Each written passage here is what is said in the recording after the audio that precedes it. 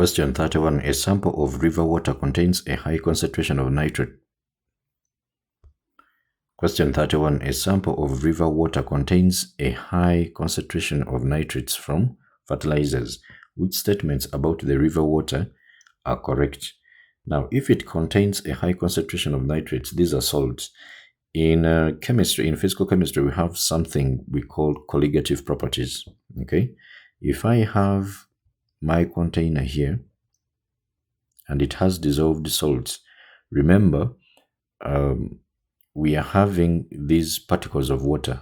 When you heat, they are able to escape into air to increase the vapor pressure, okay, the vapor pressure above the surface of the liquid. Now, if you have these solute particles, remember they are charged, so they form the water.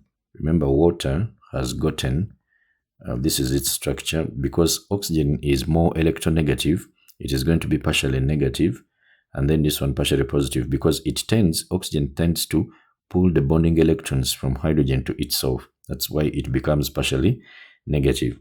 Now, if we are having let's say solid particles like these nitrates, they are positively charged. So a nitrate which is positively charged, the ion is in there. That means the water is going to align itself like that, and then it forms, and it has a lone pair here, it will form a bond in between there. Okay, like they are going to align themselves around here, and in doing so, we are going to see that there is a greater attraction of these solute particles in the water there. So water molecules cannot escape because they are being attracted to these solute particles. So this simply implies that you are going to have a lot of heat which you will apply in order to break these bonds that are being formed.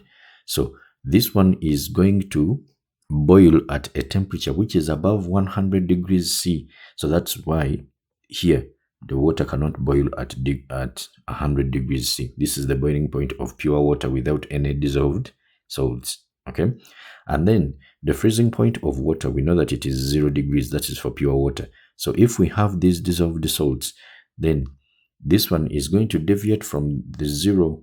Okay, we call it deviation in the freezing point or melting point, and then elevation in the boiling point. So the boiling point of that salty water is going to be above 100, and the freezing point is going to be below 0 degrees. So this one is correct. Okay, and then number 3, it turns anhydrous copper 2 chloride from pink to blue. Actually, these two, it is the test to confirm that there is water. Okay, anhydrous cobalt 2 chloride is blue. Okay, then the one which is hydrated is the one that is pink, so it changes from blue to pink. So here it is wrong.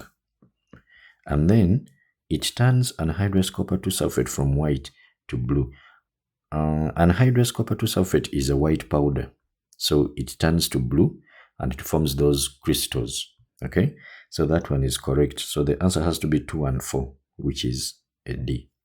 Question 32. Which statements about the treatment of domestic water supplies are correct? The water undergoes sedimentation to remove dissolved solids. Now, sedimentation is things settling down, but that's not what we do. To remove the dissolved solids, then we have to filter. Okay, we have to filter off. So this one is wrong. The filtering has to be done here. So the water is filtered to remove the insoluble solids, and then the water is treated with carbon to improve the taste. That is true. And then the water is chlorinated to decrease the pH. No. Water is chlorinated to actually kill the bacteria, because it will contain the chlorate 1 oxide. This is the one that is responsible for the killing of bacteria in there. So the answer has to be 2 and 3, which is C.